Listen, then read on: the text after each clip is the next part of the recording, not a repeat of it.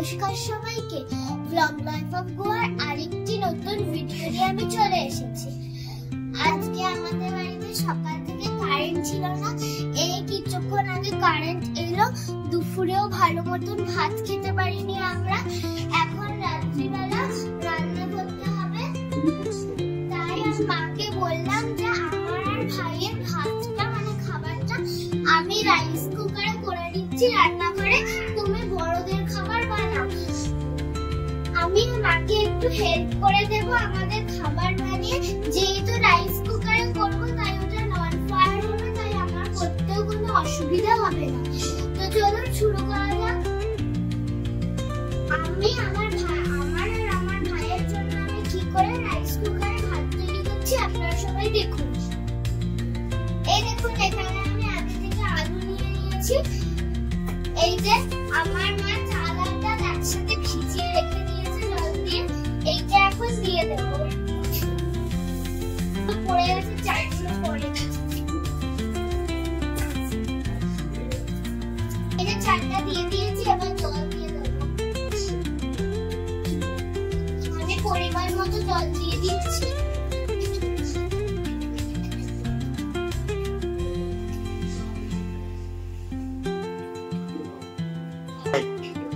এখন আমি এইটাকে নিয়ে রাইস কুকারে বসিয়ে দিচ্ছি।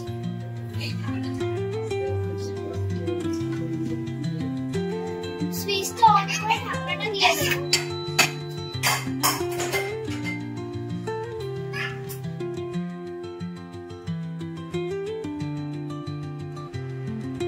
আমি রাইস কুকারের উপর চালটা বসিয়ে দিয়ে এসেছি। আবার 2-3 মিনিট পরে গিয়ে আমি ভাতটা নেড়ে দিয়ে আসবো। আর আমি কিন্তু ভাতের সাথে আলু সেদ্ধ একসাথেই করে নিচ্ছি, যাতে আবার পরে সেপারেটলি করতে না হয়। আজ সারাদিন তো কি হয়েছে, একেই এত গরম করেছে, তার মধ্যে 5-6 ঘন্টা আমাদের ঘরে কারেন্ট ছিল না। আমাদের এইখানে একটা লাইট পোস্ট চেঞ্জ হয়েছিল, তাই কানেকশন অফ করে অনেকক্ষণ ধরে কাজ হয়েছে। তাই এর মাঝখানে আমি আমার বোনের বাড়িতে গিয়েছিলাম একটু সময় কাটাতে। ওখানে এসি চলছিল, ওখানে রেস্ট নিয়ে আবার আমরা ফিরে এসেছি। এখন ঘরে ফিরে এসে দেখেছি যে কারেন্টটা এসে গেছে। আজকে আমরা সবাই খুব ক্লান্ত, যাওয়া আসা, তার মধ্যে এই গরম। এখন আমাদের কারেন্ট এসে গেছে, তাও আমার প্রচন্ড গরম লাগছে। আজকে আমি মাকে বললাম যে তুমি বড়দের রান্না করো আর তুমি আমার রাইস কুকারটা বার করে দাও, আমি আমার আর ভাইয়ের ভাতটা করি, যাতে মায়ের একটু হেল্প হয়। মাকে যেন একা সবকিছু না করতে হয়। চলুন এখন দেখে আসি ভাত কতটা হলো, তারপরে এসে আবার আপনাদের সাথে গল্প করব।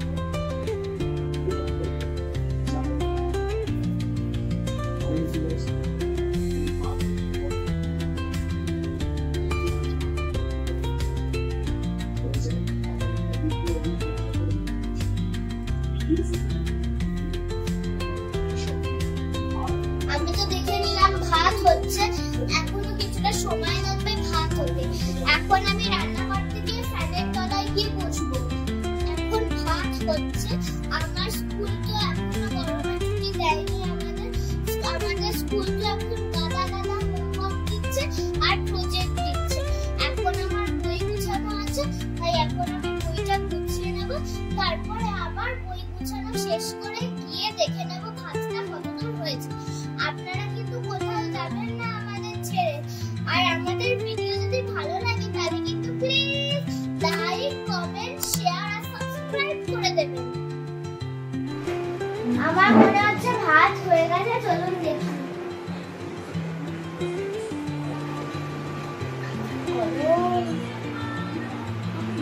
আমাদের ভাত তো হয়ে গেছে, তো চলুন এবার ডিম সেদ্ধ বসিয়ে দিই। ফেনা ভাত তো আমার শুধু শুধু খেতে ভালো লাগে না আলু সেদ্ধ দিয়ে, তাই আমি ভাবলাম আমার নিজের জন্য আর আমার ভাইয়ের জন্য একটুখানি ডিম সেদ্ধ করি ইন্ডাকশনে। এই যে জল নিয়ে নিচ্ছি, তারপরে ডিমটা দেবো। এখন দিয়ে দেবো বাটিতে। চলো ইন্ডাকশনে বসাই।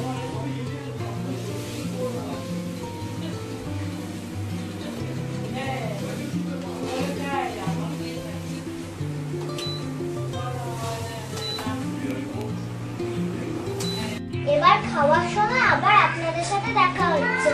আপনারা কিন্তু কোথাও যাবেন না, আর আমাদের চ্যানেলটাকে please please please like, share আর কমেন্ট করে দেবেন। ভাতটা তো হয়ে গেছে, আমার মনে হচ্ছে ডিম সেদ্ধটাও হয়ে গেছে। এখন আমি আমার মাকে বলবো আমাকে একটুখানি হেল্প করে দিতে, কারণ আমি একা একা ডিম সেদ্ধটা নামাতে পারবো না। এখন আমি ইন্ডাকশন বন্ধ করে দিচ্ছি। এরপরে যখন এটা ঠান্ডা হয়ে যাবে তখন এটা আমি ডিমটা ছাড়িয়ে নিয়ে খেতে বসবো। ডিমটা ঠান্ডা হয়ে গেছে, এখন ছাড়িয়ে নেব।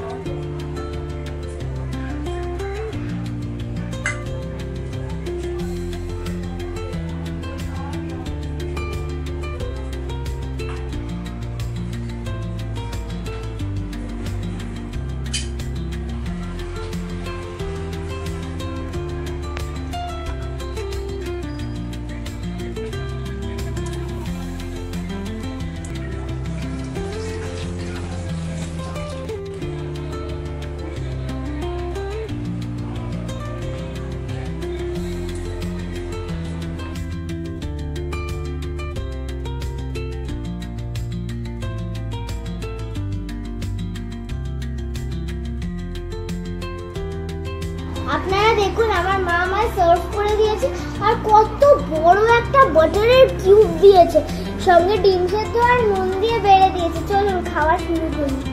বাটারটা একটু গলতে দিতে হবে, আর প্রচন্ড গরম। মা এটা খুব গরম, আমায় একটু মেখে দাও না, কাটছি না প্লিজ।